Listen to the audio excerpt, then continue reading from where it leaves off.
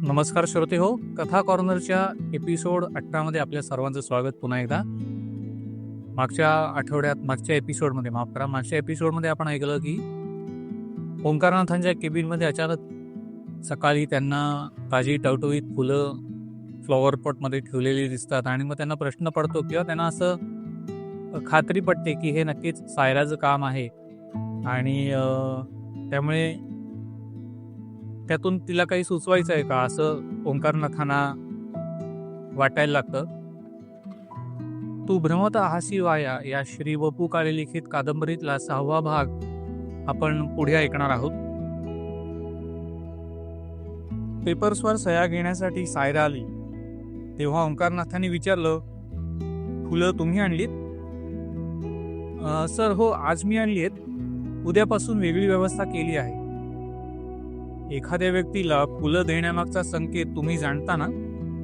रोग समजून सायरा म्हणाली, निसर्गासारखं टवटवीत राहण्याचा संदेश त्या माणसापर्यंत पोहोचवावा हा माझा वैयक्तिक संकेत आहे. निसर्गातील चैतन्याचं सर्वात छोटं प्रतीक म्हणजे फूल. एका फुलात पृथ्वीवरची सगळी जमीन उतरलेली असते. ओंकारनाथ हिरमुसले ते पहिल्या वाक्यानं. नुसते हिरमुसले नाहीत तर काहीसे चिडले सुद्धा. मनातल्या मनात त्यांनी पुन्हा तिला मीडिऑकर म्हणून घेतलं. पण नंतर मात्र त्यांना ती जे काय सांगते ना ते तिचं सांगणं संपू नये असं वाटायला लागलं. सायरानं ते ओळखलं, पण आणखी सगळं बोलावं की नाही हे काही तिला कळेना.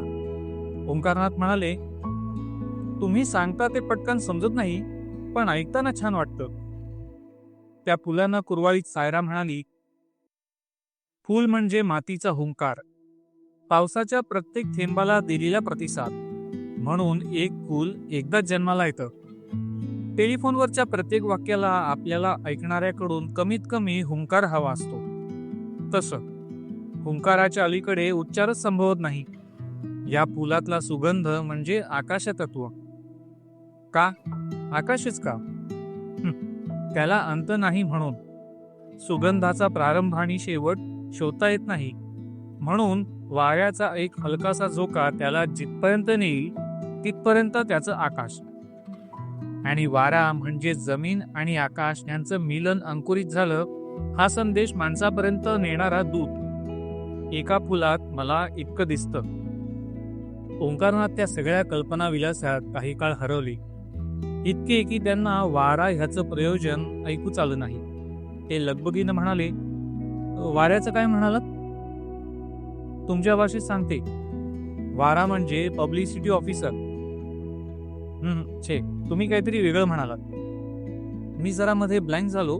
सॉरी. त्यात काय मोठंसं, माझंही तसं होतं. एखादं आवडतं गाणं संपूर्ण म्हणजे ओळण ऐकायची असं मी ठरवते आणि ते गाणं संपल्यावर मला कळतं की मधलं कडवं मी ऐकलंच नाही. इतकं बोलून सायरानं शांतपणे फाईल सहीसाठी पुढे केली. दुसऱ्या दिवशी ओंकारनाथ ऑफिसला गेले तर त्यांच्या टेबलवर नेहमीचीच प्लॅस्टिकची फुलं दिसली. ते पहिल्यांदा काही बोलले नाहीत, पण त्यांची नजर सतत सायराच्या फ्लॉवर पॉटकडे वळत होती. ओंकारनाथांना कालची सायराची सगळी वाक्य आठवली. त्यांनी मग त्यांच्या मानानं टाकणाऱ्या प्लॅस्टिकच्या फुलांकडे पाहिलं. माती, आकाश, मिलन, अंकुर, दूत याऐवजी त्यांना त्या फुलात पॉलीप्रॉपिलान, पॉलिथिलीन, पॉलिएथिलीन, MH, HDPO असले घटक दिसायला लागले. त्यांनी सायराला बोलावलं, इफ यू डोंट माइंड, ही फुलं तुम्ही घ्या आणि तुमची फुलं इथं माझ्या टेबलावर ठेवा. शुअरली. तुम्ही काहीतरी वेगळ्या व्यवस्थेबद्दल म्हणालात. त्याचं हां, माझी एक मैत्रीण आहे. एवढ्यात खरं तर यायला हवी होती. तिचा बिझनेस आहे. मोठमोठे हॉटेल्स आणि प्रायव्हेट ऑफिसमध्ये ती रोज फ्रेश फुलं घेऊन जाते. इकेबानाचा कोर्स केलाय तिने. एक दिवसाआड ती फ्लॉवर अरेंजमेंट करून जाते. मग अजून का आली नाही?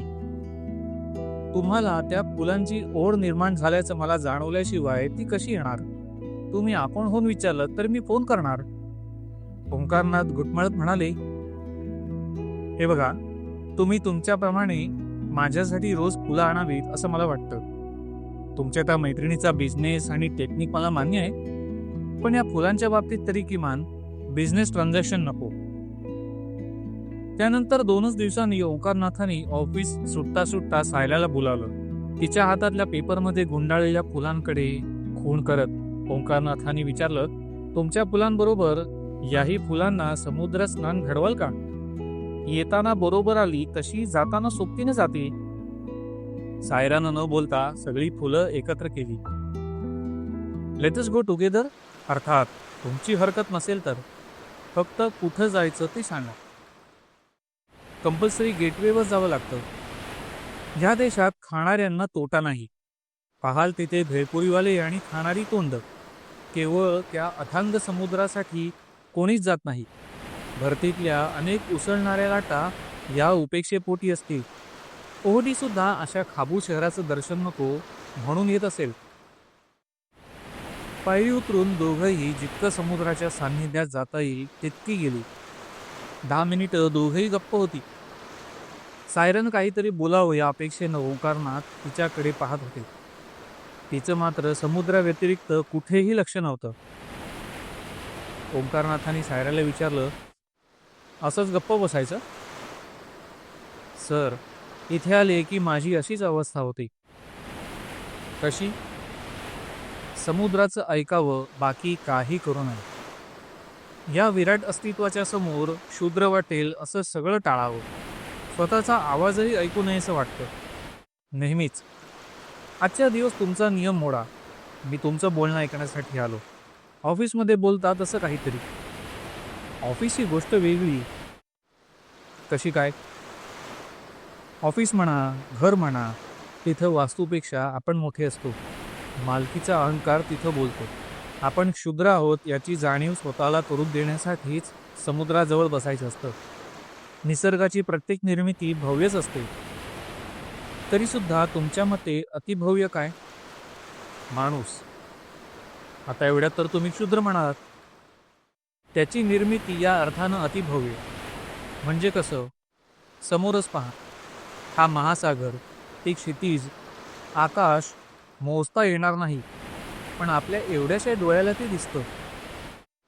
हो, रेटिना केवढासा, ब्रेनला संदेश देणारी ऑप्टिक नर्व केवढीशी असेल, ती मेंदूला नेमकी काय सांगत असेल? मेंदू हेच एक प्रचंड विश्व आणि त्याच्याही पलीकडे मन.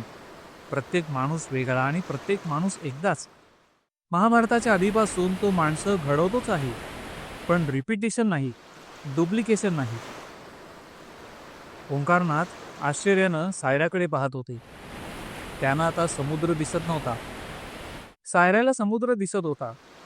ओंकारनाथांना अस्तित्व नव्हतं.